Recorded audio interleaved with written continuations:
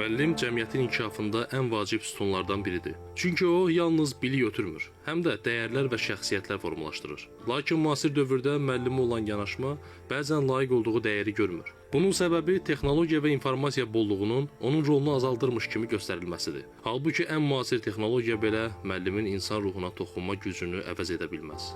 Cəmiyyət müəllimi yalnız bilik verən şəxs kimi deyil, həm də cəmiyyəti formalaşdıran bir bələdçi kimi qiymətləndirməlidir. Müəllimə dəyər verən toplumlar gələcəyə daha sağlam və güclü nəsillər yetişdirir. Buna görə də müəllimin nüfuzunu artırmaq və ona layiqli şərait yaratmaq hər bir cəmiyyətin ən mühüm vəzifələrindən biridir. Mövzu ilə bağlı ən vacib sualların və cavabların səsləndiyi başqa söhbət Ramal Hüseynovun təqdimatında başladı. Salam hörmətli tamaşaçım, xoş gördük hər birinizi. Başqa söhbət başladı və bugün başqa söhbətdə ömrünün çox hissəsini təhsil sisteminə, müəllimliyə, təhsilə ayırmış iki dəyərli qonağımız var. Misir Mərdanov, AMEA-nın Riyaziyyat və Mexanika İnstitutunun direktoru, xoş gəlmisiniz və Zülfiyə Vəliyeva, əməkdar müəllim. Və iki dəyərli təhsil işçisi ilə əlbəttə nədən danışa bilərik? Bir çox mövzulardan danışa bilərik, amma ən əsas bugün cəmiyyətdə daha çox müzakirə olunan, daha çox müqayisə olunan müəllim anlayışı və müəllimə verilən dəyər təbii ki, müasir cəmiyyətin müəllimə yanaşması. Bu böyük bir mövzudur və bu mövzuda əsasən nələri danışmalıyıq? Bugün bizi nələr narahat eləyir? Peşəkar olaraq müəllimləri və təhsil işçilərini nələr narahat eləyir? Bunlardan danışacağıq. Aramızda bir xanım var, Misir müəllim. Mən təklif edirəm ki, xanımla başlayaq.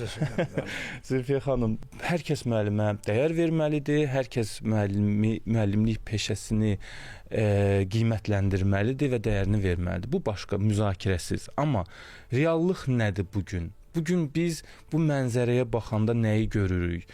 Əvvəlki müəllim və cəmiyyətin müəllimə verdiyi dəyəri müqayisə eləyəndə bugün nələri itirmişik ya da nələrdən daha çox danışıb insanları düşündürməliyik?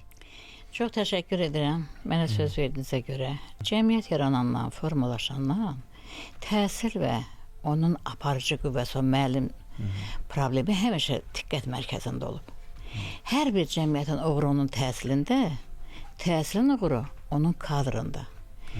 Biz müəllim seçimində, ali məktəbə qəbulunda xüsusi bir qayda vardı. Bunu Misir müəllim təsdiq eləyər. Yəni, seçilirdi ki, o müəllimin nitqi, bacarıqları, hər bir anı nəzərdə idi ona görə ki, müəllim yeganə sənətdir ki, onun fəaliyyəti və onun istər forma, istər məzmunu daimi göz önündədir. Amma bugün münasibətdə söhbət gedir. Aha, bax, bugünkü münasibət. Nəyə görə? Bax, bugün narahatıq bir təhsilçisi kimi. Birinci düzgün peşə seçiminə görə narahatıq. İstəyirik ki, gənclərimiz və evdə valideynlər öz evladlarına düzgün peşə seçməyi tövsiyə eləsinlər. Bilirsiniz niyə görə? İnsanı həyatda xoşbəxt edən yeganə şans onun hər bir varından, dövlətindən vacib olan onun sənətidir. Bugün təsadüfi müəllimliyə gələn adamlarımız çoxdur. Deyirdi ki, o vaxt ki, heç nə olmasam da məyər mən müəllim ola bilmərəm. Onsuz da bugün bizi narahat edən bir neçə məsələləri toxunacağıq. Çünki bir saat ərzində bunu biz çatdıra bilmərik. Misir müəllim, sizə sual versəm ki, bugün müəllimin ən böyük problemi nədir? Siz nə deyərsiniz? Ümumiyyətlə, Zülfiyə xanım çox yaxşı başladı. Hər bir cəmiyyətin inkişafında, onun gələcəyində təhsilin rolu ölçüyə gəlməzdir. Yəni, bunu hamı etiraf edir. Hər zaman etiraf olunubdur. Təhsilin inkişafında da müəllim əsas simadır. Bu da təksib olunmaz, yəni aksiyoma kimi qəbul olunmalıdır. Türklər müəllimə öyrətmən deyirlər. Yəni, müəllimin borcu öyrətməkdir, tərbiyə verməkdir, təhsillə bağlı işlər görməkdir və zaman dəyişdikcə müəllimin vəzifələri də dəyişir. Məsələn, son 10 ildə, 15 ildə çox ciddi dəyişikliklər baş veribdir cəmiyyətdə. Çox ciddi dəyişikliklər baş veribdir. Məsələn, təsəvvür eləyin, 10 il, 15 il bundan əvvəl Bugünkü informasiya, kommunikasiya texnologiyaları bu səviyyədə deyildi. Müxtəlif vasitələr meydana gəlibdi. İndi belə bir sual çıxır. Görəsən biz bu illər ərzində təhsilimizin məzmununu da hazırki vəziyyətə uyğunlaşdıra bilmişikmi? Bir. Ən böyük problem. İkinci, müəllimimizin hazırlığını, müəllim hazırlığı proqramını, müəllimin seçilməsini, müəllimin yerləşdirilməsini, müəllimin vəzifələrini həmin səviyyəyə uyğunlaşdırmışıq.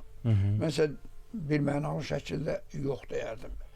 Bugün ən ciddi problemimiz ondan ibarətdir ki, biz təhsilimizin məzmununda və metodikasında 15-20 il bundan əvvəl olan işləyirsə deməyi mən çətinlik çəkirəm. Heç onunla da işləmirik. Əvvəllər belə bir qayda vardı. Həm ali məktəb müəllimləri, həm orta məktəb müəllimləri 4 ildən ya və yaxud da 5 ildən bir ixtisas artırma kursundan keçirdi və o kursdan müsbət xasiyyətnamə, müsbət qiymət alandan sonra gəlib yenidən öz vəzifəsinə seçilir və işini davam elətdirə bilərdi. Ancaq təəssüf ki, son illərdə bu müəllimlərin institutlarla və ümumiyyətlə həmin institutu tamam bağladılar. Məsələn, mən xatırlayıram, biz universitetdə işləyəndə 70-80-ci illərdə hər 4 ildən 5 ildən bir ya ixtisas artırma kursuna gedirdik, Moskvaya gedirdik özdə, ya da stajirovka deyirdilər, az müddətli ona gedirdik.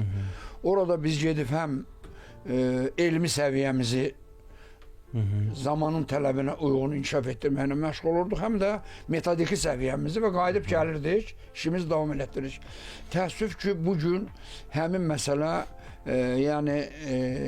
arzu olunduğundan xeyli aşağı səviyyədə həyata keçirilir və ən əsas məsələ ondan ibarətdir ki, məzmun bugünkü tələbata cavab vermir. Eyni zamanda dərsliklərin səviyyəsindən də çox ciddi narahatçılıqlar və şikayətlər var. Və bütün bunlar valideynlə müəllim arasında, valideynlə məktəb arasında münasibətlər arzu olandan aşağı səviyyədədir. O devirdə valideynlə məktəb, valideynlə müəllim arasında çox səmimi, isti münasibət var idi. Və heç bir valideyn uşağına müəllim haqqında mənfi söhbət deməzdi. Ancaq indi sosial şəbəkələrə baxın. Tamamilə başqa məsələlər olur. Məsələn, xatırlayıram mən deyək ki, 20 il, 15 il bundan əvvəl mən şəxsən eşitməmişdim ki, hansısa bir kənd məktəbində məsələn 9-cu sinif şagirdi 8-ci sinif şagirdini bıçaqlayıbdı. Elə şey vardı mı? Elə şey dəhşətə gətirirdi. Ancaq indi sizcə müəllimlərin təsiri məktəbdə itib, uşaqlar üzərində itibmi belə olub? Yoxsa nədir? Tək onu deməzdim. Ümumiyyətlə cəmiyyətdə təhsilə olan münasibət çox təəssüf ki, mənfiyə doğru dəyişibdir. Cəmiyyətdə təhsil. Eyni zamanda müəllimə münasibət də dəyişilibdir. Yəni müəllimin nüfuzu açığını deyim, son illərdə çox aşağıya düşübdür. Özə mən deməzdim ki, təkcə son 12 il ərzində, hətta mənim nazir işlədiyim devirdə də müəllimin nüfuzu yavaş-yavaş aşağı düşməkdəydi. Burada müxtəlif səbəblər var. Məsələn, deyim də sizə konkret misallar ki, məsələn, əgər 40-cı, 50-ci, 60-cı illəri Zülfiyə xanım yada salsaq, əvvəl o devirdə müəllimlərin sayı bu qədər deyildi. Azı idarə eləmək, azı mövcud cəmiyyətə uyğunlaşdırmaq əlbəttə biraz sadədir. İndi isə təsəvvür edin, Azərbaycanda 200 minə qədər müəllim çalışır. Ona görə də problem bununla da gedir. Eyni zamanda müəllimlərin özü də açığını deyim ki, yəni mənim şəxsən həmişə demişəm, bir də təkrar demək istəyirəm, müəllimin nüfuzunun qalxmasında ən böyük məsuliyyət müəllimin özlərindən Zülfiyə xanım. Əgər müəllim Zülfiyə xanımın qeyd elədiyi kimi anadan gəlmə müəllimdirsə, bu müəllimliyə öz istəyi, öz ürəyi ilə gəlibsə və həyatını gənclərə, ölkənin gələcəyini həsr eləməyi nəzərdə tutubsa, onun həmişə nüfuzu olacaqdır. Yox, müəllim gəlib gündə 2 saat dərsini deyib, qaçıb repetitorluqla məşğul olacaqsa və yaxud da başqa şeylərlə məşğul olacaqsa, onda əlbəttə o müəllimin nüfuzu olmayacaq və təəssüf ki, bizim cəmiyyətdə bu hallar çox genişlənibdir və bu müəllim nüfuzunu aşağı salır. Bir də bir şey də deyim, əvvəllər də indi də müəllimin əməyini də Zülfiyə xanım məni təsdiq edir. Düzgün qiymətləndirmirlər. Müəllimin əməyi bütün digər peşələrdən çox fərqlidir. Çox. Çünki bir müəllim əgər həftədə 18 saat dərs deyirsə, o bir həftədə 108 saat o 18 saat dərsə hazırlaşır evində. Ancaq bunu heç kəs qiymətləndirmir. Bəli, amma hansı ki Deyirlər ki, güya elə 18 saatlı xeyr. Əsl müəllim o müəllimdir ki, hər gün dərsə gəlməzdən əvvəl hər günü bir neçə gün qabaq, baxmayaraq ki, neçə ildir müəllim işləyir, deyəcəyi mövzularında işləsin, çalışsın. Mən hətta deyərdim ki, aynanın qarşısında geyinsin, necə deyərlər, səhnəyə hazırlaşan artist kimi o dərsə hazırlaşmalıdır. Əsl müəllim bir olmalıdır.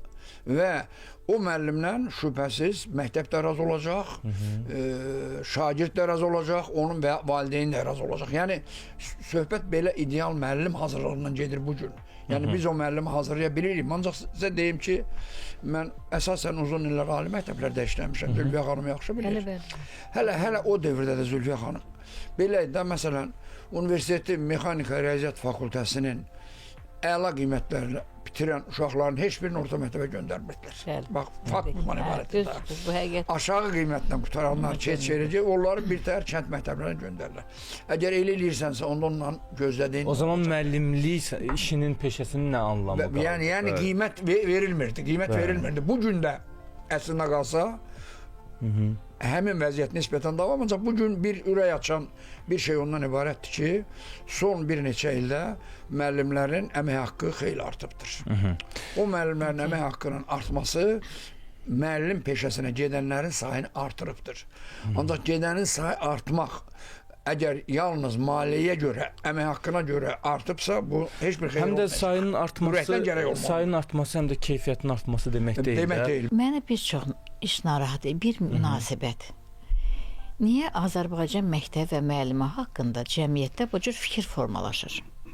Mənim xatirimdədir, 1998-ci ildə mən Azərbaycan müəllimi qəzetlərinə bir baş məqalə göndərdim. Layiqli nümunə. Və əsaslandırdım ki, bəli, Azərbaycan ona görə xoşbəxt bir məmləkət ki, birinci onun yerləşdiyi ərazi. Bu müsbət enerjinin axdığı yerdir. Dahilərin, dühaların saysız hesablar yetişdiyi bir yerdir. Bəs bu dahiləri, dühaları kim getirib? Azərbaycan məktəbdə müəllimi. Deyirəm, bax, niyəsə yaxşı işi görə bilmirik biz? Niyə müəllimi dəyərləndirə bilmirik? Əgər dəyər verməyəndə, əsas dəyər qiyməti başqa cür anlamaq olar. Yaxşı müəllim bizdən çox şey istəmir. O nə istəyir? Zülfiyə xanım, valideynlərin uşaq yetişdirəndə belə bir anlayışı var.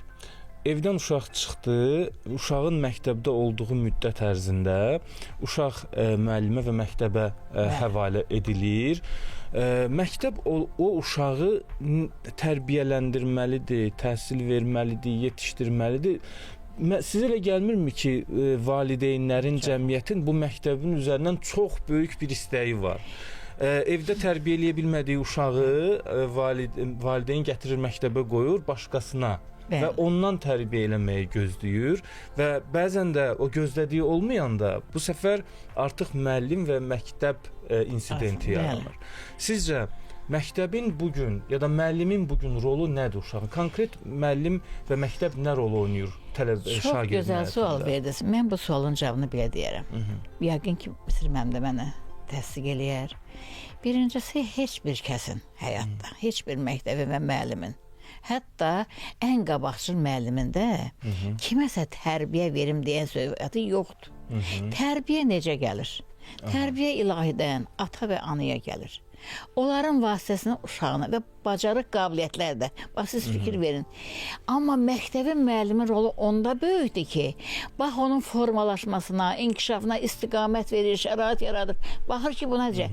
Və ikinci bir məqamda bir maraqlı bir şərt var. Bax, görürsünüz, bəzən ailələrdə belə bir tendensiyalar var da, bir ambisiyalar var kiminsə arasında.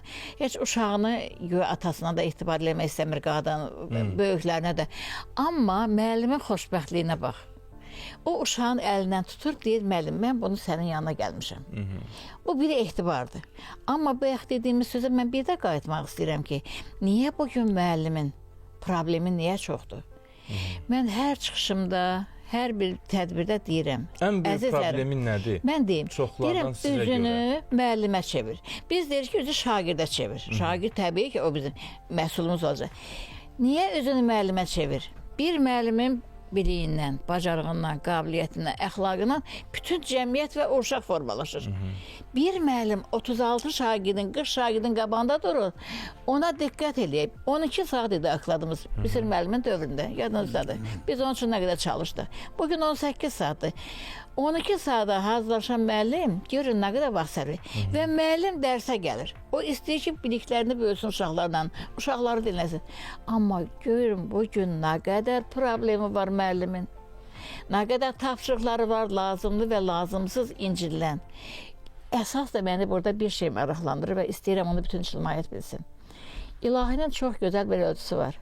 Hər bir kəsin ürəyi yumruğu boydadır, bu standartdır. Beyni 2 yumruq boydadır. Ayət-i Kürsü yazır. Biz hər kəsi qəlbi tutan qədər yükləyirik. Elmindən o istəyən qədər götürmək olar. İndi gəlin görək, bizim bugün cəmiyyətdə nə qədər uşaqlarımızın sağlamlığını itirmiş uşaqlarımız da getdikcə artır. Səbəb nədir? Axı sağlam ruh sağlam bədəndə olur. Biz o uşağın çantasına baxın, uşaq gərək məktəbinə sevinə-sevinə getsin. Uşaq deyir yolda, deyir ki, gücüm çatmır, mən getmək. Niyə? Bax, söhbət ondadır ki, bugün gəlin biz hamımız bir yerə düşünək, təhsillə bağlı olan insanlar. Mən deyirəm, hər çıxışımda, Misir mənim də çox tədbir olur ki, deyirəm, kim təhsil üçün bir nöqtə xidmət göstərirsə, mən onun qarşısına baş əyirəm. Amma gəlin görək, biz sağlam cəmiyyət deyiriksə, niyə biz sağlam olmayan uşaqları formalaşdıraq? Niyə bizim uşaqlarımız sağlam doğulmur? Problem hardadır? Onun çox rahat həlli yolu var. Əgər insanlar düzgün münasibətlə yaşasalar, həqiqəti anlasalar, uşaq sağlam doğulacaq. Ailədə uşaq olandan sonra bugün uşağa baxılmır. Dayıya gəlsin, dayıya niyə baxmalıdır uşağına? Bir başqası olsun. Uşağa 5... Yaxşı, Zülfiyə xanım, bir qadın kimi, bir ana kimi bugün evdə yetişdirilən uşaqların yetişdirilmə tərzi sizin gözünüzün qabağında olur da. Müqayisə eləyəndə bugün ailələr sizin istədiyiniz şagirdləri yetişdirə bilir. Sizdən tələblər var. Bəs sizin tələblərinizi onlar eləyə bilir ailə olaraq? Bugün biz tələb eləmirik. Biz adi olan, vacib olanı yada salmaq istəyirəm. Əziz valideyn, İlahi sənə bir əmanət verib. Bu sənin evladındır. Sən onu cəmiyyət üçün, gələcək üçün azad, gətirib bizim üstümüzə atıb sərbəst, yox, azad, sərbəst böyütməyi bacar. Çünki sabah biz varıq, bugün varıq, sabah yoxuq. O uşaq həyatda mövqeyini tuta bilsin, öz peşəsini seçə bilsin, o sağlam böyüsün. Bu evladın tərbiyəsində birinci faktor ata və anadır, valideyndir. Müəllim onun yardımcısı və köməkçisidir. Amma müəllimin vəzifəsi daha böyükdür ona görə ki, biz vətən üçün, dövlət üçün əsl vətənpərvər gənclər yetirməliyik. Eyni sualı sizə də vermək istəyirəm. Ailənin, valideynin məktəbdən gözləntisi var. Eyni qaydada da məktəbin, müəllimin, təhsil sisteminin valideyndən gözləntisi var. Ümumiyyətlə, son illər aparılan tədqiqatlar belə nəticəyə gəlir ki, təhsilin uğrunda valideynin, ailənin rolu məktəbdən biraz yuxarıdır. Yəni, valideynin üzərinə daha çox məsuliyyət düşür. Yəni, hər bir valideyn bunu bilməlidir. Təəssüf ki, bizim cəmiyyətdə valideynlər elə bilirlər ki, hər şey məktəbdən və müəllimdən asılıdır. Çox təəssüf. Mən burada ayıraq da... Bir misal gətirmək istəyirəm. Hamımızın yaxşı tanıdığımız, tanımayanlar da qoy tanısın. Zeynalabdin Tağıyevin ikinci həyat yoldaşından 5 evladı olubdur, Zülfiyə xanım. Bəli. Və tarix, yəni onun həyatını işıqlandıran kitablarda yazılır ki, hər gün saat 3-də ailənin bütün üzvləri, yəni həyat yoldaşı və 5 evlad dəyirmi masanın ətrafında yığışıb ayaq üstə durarmışlar. 3 tamamda Zeynalabdin Tağıyev gəlir, masanın başında dayanır, əyləşin deyəndə hamı onunla beraber əyləşir. Yeməklərini yeyirlər, dayanırlar. Ata, böyük, şükür Allaha. şükür elhamdülillah deyəndən sonra dururlar gedirlər. Yəni belə əsl valideyn budur. Əsl valideynə hörmət bundan ibarətdir. Bu gün bizdə elə ailələr, elə valideynlər var mı? Artıq bu da deyildi. Çox təəssüf ki, bizim demək olar ki, mən kənd yerlərində demirəm, şəhər yerlərində az-çox imkanı olan bütün ailələrin uşaqlarını anaları deyil, anaları deyil, dayələr böyüdür. Bunu heç kəs təklif eləyə bilməz. Müəyyən imkanı olan adam azdan az. Bəzən elə olur ki, aylarla uşaq anasını görmür. Bəzən olur belə. Yəni bu əlbəttə həm təhsilə, həm təlimə, həm də tərbiyə öz mənfi təsirini göstərir. Misir müəllim, biraz öncə siz dediniz ki, bir çox şey dəyişib, bir çox şeyin anlamı dəyişib. Ancaq biz dəyişməmişik. Aha. Yəni məzmunumuz dəyişməyib. Bəli. Əvvəl yanaşmalardan nəzər salsaq əvvəlki yanaşmalara, keçmişdə hansı müəllimlər dəyərli idi? Daha çox incidən, tələbəni sıxan, hətta bizim də dövrümüzdə müəllimlər uşaqları əməlli başlı döyürdülər, çox ciddi döyürdülər və heç kim də şikayətçi deyildi. İnsanların yanaşması elə idi ki, müəllim elədisə deməli düz elədi. Amma indi mənim uşağım deyirsə deməli düz deyir. Bax belə bir yanaşma var. Təəssüf. Hə, yəni keçmişdə müəllimə etibar çox idi. Əgər 2 aldınsa şübhə eləmirdilər. Deyirdilər ki, o müəllim sənin qiymətini kəsməz. Amma indi uşağın sözü müəllimin sözündən daha üstündür. Siz nə düşünürsünüz? Buna səbəb nə olub? Bilirsiniz, mən bu fəaliyyət başlayanda bu dəyişmələr getdi də. Onda ATV-də belə bir fikir söylədim ki, deyirəm ki, Flora xanıma bir mansı deyir, dünya köhnə dünyadır, sevgilər təzədir. Deyirəm, ay yoldaşı, 21-ci əsrdə yaşayırıq, bizə xoşbəxt millətik, insanları, bəşəriyyəti, 2 əsri görmək, 2 eranı yaşamaq, bu özü böyük bir prosesdir. Biz bunu elədik. İndi bax, məktəb yerində, dərslik yerində, müəllim yerində, biz nəyi dəyişsək görəsən, daha düzgün olar. Ya da nə düz idi biz dəyişdik, səhv elədik. İndi burada bu hissəni mən belə demişəm. Biz baxış və yanaşmamız gərək dəyişək. İlk növbədə özümüzə qarşı. Valideyn də, müəllim də, kişi də, qadın da, uşaq da. Əgər insana özündən yaxın kimi var, əgər sən özü hörmət eləyirsənsə, valideyn kimi, qadın kimi, kişi kimi, sənət adamı kimi, deməli sən qarşındakı hörmət, sən düzgün yolla gedirsənsə, sən öz haqqını tanıyırsansa, sən haqq yoldan gedəcəksən. Amma Zülfiyə xanım, insanlar oturduğu yerdə birdən-birə müəllimə münasibətini dəyişə bilməz də. Müəllimə münasibətinin dəyişməsi üçün nələrsə olmalıdır. Bu həm dövlətdə, həm təhsil sistemində, həm müəllimin özündə. Siz bu münasibəti Misir müəllim, elə ikiniz də qoşula bilərsiniz də. Əgər bu dəyişən nə oldu ki, biz harda səhv elədik ki, indi bunun əziyyətini çəkirik? Mən deyim də, hər bir millətin özünün mənəvi dəyərləri var. Özünün tarixi var, təhsil tarixi var, digər tarixi var. Və mən yaxşı xatırlayıram, vaxtilə Ulu Öndər Heydər Əliyev məni təhsil naziri vəzifəsinə təyin eləyəndə bir neçə dəfə davamlı olaraq tapşırmışdı ki, Azərbaycanda təhsil sahəsində islahat aparmaq lazımdır. Ancaq bu demək deyil ki, nəyimiz varsa hamısını o tərəfə itələyib, başqa yerə demişdi, xeyr. Bizim təhsilimiz, bizim dövlətimiz bu günə qədər müəyyən bir dövr ki, yol keçib və bu vaxta gəlib çatıbdır. O dəyərləri unutmamaq lazımdır. Bizim təhsilimiz də, mədəniyyətimiz də ilk növbədə milli dəyərlərimiz əsaslanmalıdır. Bununla yanaşı gedin, öyrənin xarici ölkələrdə, müsbət təcrübəni öyrənin və gəlin onu Azərbaycan təhsilində tətbiq eləməyə çalışın. Ancaq bu zaman tələsliyə yol vermək olmaz. İnqilabi yolla getmək olmaz, təkamül yolla getmək lazımdır.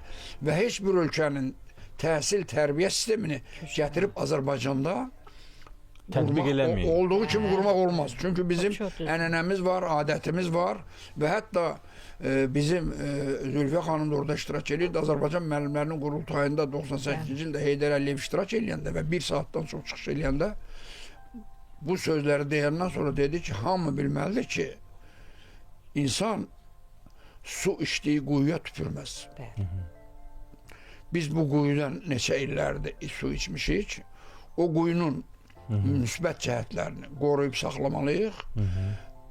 xarici ölkələrdə beynəlxalq dünyada ən yüksək təhsil sistemi olan ölkələrin təcrübəsini öyrənməliyik.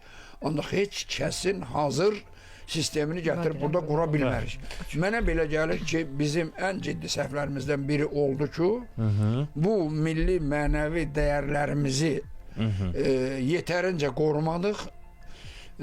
Avropaya, qərbə yönəlikdə biraz tələskənlik elədik, tələsdik və bununla da çox şeylərimizi necə deyirlər, atası olduq. Bu mənə belə gəlir ki, bu gün də o addım səhv addımdır. Məsələn, mən düşünürəm ki, hansısa bir ölkənin dərsliyini lap gətirdin, çap elədin Azərbaycana. O ölkəni Azərbaycana gətirə bilməzsən ki. O ölkənin valideynini Azərbaycana gətirə bilməzsən ki. O ölkənin müəllimini gətirə bilməzsən ki. Mədəniyyətini, bütün düşüncəsini. Ona görə də təhsildə, ümumiyyətlə, təhsildə, tərbiyədə hər hansı bir yenilik etmək üçün mən düşünürəm ki, tələsməmək lazımdır. Dar bir çərçivədə, bir rayonda, 2 rayonda pilot layihə olaraq onu həyata keçirmək lazımdır. Cəmiyyətin ona, yəni alınan nəticələrə münasibətini bilmək lazımdır, ölçmək lazımdır. Görsən ki, bu 3 rayonda, 2 rayonda nəticələr müsbət olubdur, onda başda biraz da genişlənmə. Ancaq təəssüf ki, bizi tələsdirdilər bir çox hallarda və biz özümüz də o tələsiklərə təəssüf ki, getdik və gedirik. Ona görə bu məsələ hökmən diqqət mərkəzində olmalıdır. Yenə deyirəm, bax, dərslik yaz. Əgər valideyn o dərsliyə baxıb uşağına bir söz deyə bilmirsə, sən o yazdığın dərsliyin, yəni bizim məqsədimiz təkcə müəllimi yox, valideyni də, bütövlükdə cəmiyyəti bu uşağı hazırlamaqdan ibarət. Çox uzaq keçmiş deyir ki, bizim hələ oxudu dövrdə də. Yəni biz valideyn birbaşa uşağını, mən ali məktəbə uşaq qoyacam fikirləşmirdi. Deyir, əldə sərmayədir sənət. Uşaqları sənətə yönləndirirdik. Amma o sənət öyrənəndən sonra o qabiliyyətli uşaqlar ali məktəbə gedirdi. Mən bir iş təcrübəsi örnəyi kimi vaxtında bir araşdırdım. Yəni bugün bizim göstəricimiz nədir? Uşağımız 700, 800, 9 balla keçib ali məktəbə. Yüksək bal göstəricidir bugün. O yadınızdadır, hələ o vaxt yazmışıq, qabaqca informasiya və Anar müəllimin bir yazısı vardı, bu şirin bala bal yığır. O bu hadisədən qabaq başlamışdı. Yəni hiss edirik ki, bu hardasa gəlir. Məsələ burasındadır ki, sonra deyirik ki, hə, hamı ali məktəbə girdi. Yaponiyanın iş təcrübəsi maraqlandı, mən baxdım. Misal üçün, biz deyirik ki, hə, bizim təhsildə çox nəşəmiz var, olimpiyadada yer tutmuşuq, ali məktəbə girmişik, falan, falan, falan. Amma onlar deyir ki, biz necə yaxşı kişi və qadın formalaşdırıq. Bilirsiniz buna qədər. İnsan. Bilirsiniz, bax, bu məqama istəyəm bunu fikrini tamamlayın, siz əlavə edin. Əslində, yaxşı kişi ali kişidir. Yerin bilir, hökmən bilir, hər işi o məsuliyyət dərk edir. Yaxşı qadın da xanım qadın. Özünə hörmət eləyir, ailəsinə, evladlarına, ətrafına bir işıq saçır. Bir mələk kimi fırlanır onun başına. Amma o da, məsələn, bu önəmlidir ki, ay bala, vaxtı ilə deyirdi ki, sizin gördüyünüz çoban torpağı nizamilər, füzullər yetirib. İndi biz nətər deyə bilirik ki, və bugün bir çox dəhşətli tendensiyadır. Mən hiss edirəm, doğrudan çox narahat oldum, Misir müəllim. Elə bir içimizə, özümüzə qarşı bu dəqiqə bir müharibə başlayıb. Falan şair belə getdi, falan kəsə atmaq lazım. Biz özümüzə niyə sevə bilmədik?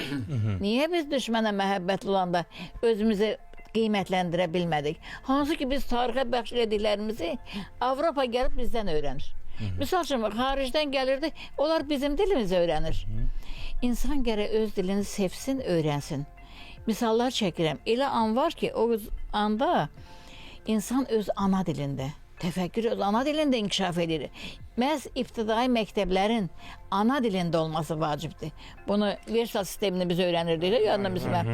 Xaricdə də bu belədir. Onlar ibtidai sinifdə ana məktəb deyirlər. Orada çünki əgər uşaq, mən deyirəm ki, dili bilək, sevək mən də buna. Amma gəlin ingilis dilində də, fransız dilində də, alman dilində də biz danışanda öz Azərbaycanımız haqqında danışaq da, anlayaq. Mövzumuz çoxdur, sualımız çoxdur. Mənə o qədər suallar yaranıb. Deməli, yaxşı qadın və kişi yetişdirmək, yoxsa yaxşı şəxsiyyət yetişdirmək. Məktəbin bugün həm də orada dərs deyən müəllimlərin özlərinin bir şəxsiyyəti, bir fərdi yanaşmaları, üslubları olmalıdır ki, hansı ki, şəxsi nümunə deyirik. Bəli. Tələbə baxır müəllimindən öyrənir. Necə siz deyirsiniz ki, Bəli. biz öz müəllimlərimizdən nələrsə Təbii. götürmüşük. İnsanlar, orada dərs deyən insanlar şəxsiyyət olaraq formalaşmalıdır ki, sonra şəxsiyyət formalaşdıra bilsin. Şübhəsiz. Bəs kadr siyasətində, kadrların təyinində buna nə qədər önəm verirlər? Müəllimin Siz doğru şəxsiyyət. deyirsiniz. Yəni təhsil qanununda Azərbaycanın yazılıb ki, bizim təhsil sistemi əsas vəzifəsi şəxsiyyət yetişdirməkdir. Və təhsilimiz də şəxsiyyət yönümlü Yönümlüdür. olmalıdır. Ancaq təəssüf ki, çox təəssüf ki, mən bunu əlbəttə öz fikrim kimi səsləndirirəm ki, biz daha çox imtahan yönümlü Aha. təhsilə meyillilik, çox təəssüf ki, bu Qiymət gün yönümlü. qiymət yönümlü, imtahan yönümlü təhsilə meyillilik, şəxsiyyət yönümlüdən daha çox elə bil dönmüşük biraz ha. Yəni il ərzində neçə dəfə imtahan götürmək olar? Oy, hər sənə. Neçə dəfə imtahan vermək olar? Oy da. Yəni imtahan yönümlü və bu imtahan yönümlülük Azərbaycanda gətirib repetitorluq sistemi yaradıbdır. Repetitorluqda paralel təhsil sistemi səviyyəsinə gəlib çatıbdır. Ona görə də dünən hörmətli nazirimiz də dedi ki, bir müəllim ki, məktəbdə dərsini ala yarımçıq gedib evdə repetitorluqla məşğul olacaq. Onun O necə olur? yəni Faydalığı bəli. Yəni bu gün elə vəziyyət yaranıb ki, sizi inandırıram, mən o qədər insanlarla söhbət eləmişəm ki, bacaran da, bacarmayan da, qabiliyyəti olan da, olmayan da bu gün Azərbaycanda hamı repetitorluqla məşğuldur. Hamı. Və mənim Bilmirəm, amma mənim yanıma repetitorluğun vaxtı sizin vaxtınızda daha populyar oldu. Xeyr, sizdə repetitorluq indi məndən Orada o vaxtda elə bil ki, daha çox indi onda çox kurslar ola çoxdur, bilər. belə ola bilər ki, onun da çoxluğun azlığını əlbəttə bu dəqiqə biz ondan söhbət getmir, ancaq onu deyim getdikcə genişlənməkdə, Son dövrdə getdikcə. çox.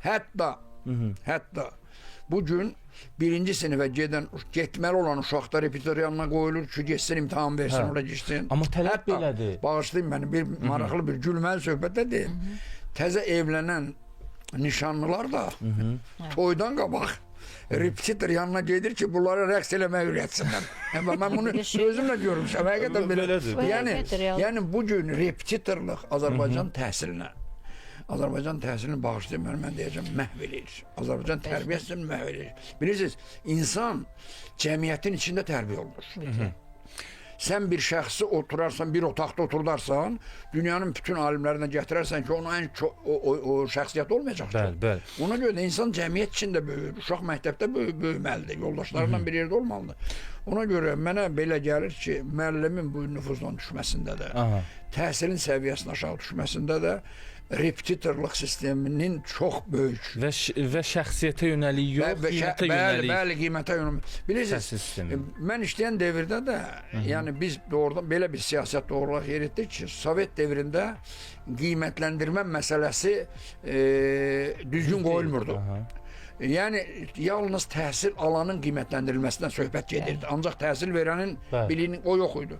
Biz çalışdıq ki, hamının əməyini və biliyini qiymətləndir. Yəni bu məsələ nə olsun repetitorluq sistemi müxtəlif yollarla, yəni təhsil məktəbin əgər müəllimə və məktəbə qiymət verir, ölkəmizi inkişaf etdirmək istəyiriksə, biz repetitorluq məsələsini həll eləmək. Repetitor bilirsən neyini? Repetitor şəxsiyyət yetişdirmir. İndi gəlin bir məsələ qoyuram, mən dəfələrlə demişəm. Gəlin 30 il ərzində test imtahanlarından 600-dən yuxarı 700 bal toplamış gənclərimizi izləyək. Görək o gənclərin içərisində Azərbaycanı dünyada təmsil edəcək bir şəxsiyyət yetişibmi? Gəlin görək dünyada Azərbaycanı təmsil edəcək bir alim yetişibmi? Onlar var, ballar bəlli, adamlar da bəlli, təhsil institutu var, başqa institutlar var. Gəlin namizədlik doktorluq dissertasiyası qoyaq. Bir nəfərə, 5 nəfərə məsələ verək, öyrənsin də, bunu eləmək lazım. Görək o 700 bal, 680, 690 bal bizim millətimizə nə verib? Mən görürəm ki və bilirəm ki, əksər hallarda o əzbərçiliklə, o 3 ay, 4 ay, 5 ay və yaxud da 1 il repetitorun gücünlə formalaşdırmış bilik sonra öz mənasını itirir qətiyyən. Bilik birdən-birə insanın beyninə yerə, bilik tədricən alınmalıdır. Belə, tədricən alınmalıdır. 10 illərlə alınmalıdır. Və niyə 12 illik, 11 illik təhsil sistemi?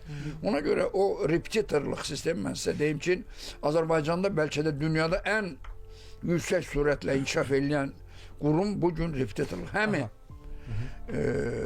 orasını da deyim ki, İnkişaf elib amma faydası faydasız, çox faydasız. faydasız və rəqəmlər göstərir ki, bizim məktəblərdə uğurla təhsil alan gənclərin əksəriyyəti, böyük bir hissəsi xarici ölkələrə gedir. Qabiliyyətli hissəsi xarici ölkələrə gedir və onların çoxu da geri qayıtmır. Bunu da hesablamaqla. Niyə gedir? İmtahanın qorxusundan. Çünki dünyanın heç bir ölkəsində Azərbaycandakı kimi ali məktəbə qəbul imtahanları 7, 8, 5 fəndən deyil. 2 fəndən imtahan verir uşaq. Riyaziyyat, bir də dil. Misir müəllim, o zaman Riyaziyyat və dil.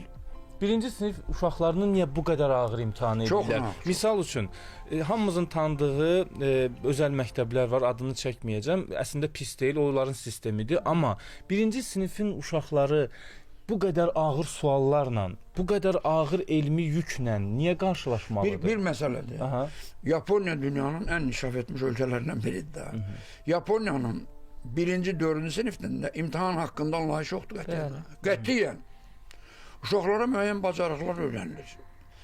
Uşaq hələ əlifbanı bilməyən uşaqdan sən nə imtahan götürürsən başa düşə bilmirəm. Mən universitetdə oxuyanda müəllimlərimiz çox olub, Allah hamısına rəhmət eləsin, əksəriyyəti dünyasını dəyişib. 2 müəllimin adını çəkmək istəyirəm. Bir, Maksud Cavadov, bir də fizika müəllimimiz vardı, Kəriş Köçərli. O müəllimlərə biz imtahan verəndə Zülfiyə xanım, eyni zamanda öyrənirdik. Onun götürdüyü imtahan zamanında biz həmin fəndən yeni bilgilərə yiyələnirdik və o müəllimlər sualı elə qoyurdular ki, o sualın içində cavabın bir 70% olur. Ancaq elə müəllimlər də var ki, elə suallar verirlər və veriblər ki, onu da mən şahidiyəm ki, özünə versən o sualı, elə bilməyəcək. Kəriş Köçərli bizə fizika dərs keçirdi. Hər dəfə dərsə gələndə 5 dəqiqə suallar verirdi və imtahanda məsələn, mən çağırdı, bilet çəkmə gendir, sən niyə bilet çəkirsən ki? Sən gündəlikdə bu şeylər öyrənmirsən.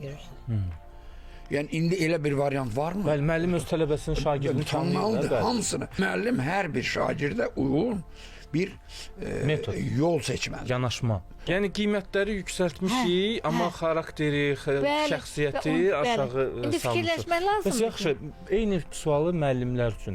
Müəllimlərin özünün ixtisasını artırması üçün kurslar var və imtahanlar olur. Bir çox müəllimlər şikayət eləyir və keçə bilməyən müəllimlər olur. Müzakirə tərəfi odur ki, bu qədər təcrübə, bu qədər psixoloji yanaşmanı bilə bilən, çözə bilən kadrları bilik məsələsi ilə qiymətləndirmək, yenə şagirdləri qiymətləndirmək kimi. O da düzgün deyil. Təkcə hələ biz bilmirik ki, o sualları kim tutub. O suallar nədən ibarətdir və təkcə o suallara cavabla müəllim yerləşdirməyi mən düzgün hesab etmirəm. Necə təkmilləşməlidir müəllimlər bəs? Sistem var idi, lap keçmiş Sovet dövründə var idi, onu biraz təkmilləşdirmək olar.